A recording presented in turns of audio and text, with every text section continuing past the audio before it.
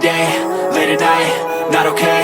All I want, and I pray, all I need are some better days. Fuck me, I'm looking in the mirror, so foggy, but I've never seen clearer. I don't really think anyone can save me, and honestly I'm not really sure I want saving. I like to be my own worst enemy. There's no risk if you don't try at anything, so I'ma just keep buying everything. See you in the next life, have to be a better me. I don't think that my head's on straight, gotta flip it and grip it and go and get an x-ray.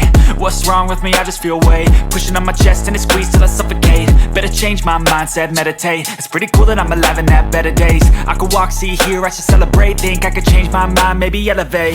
Living life, every day, late at night, not okay.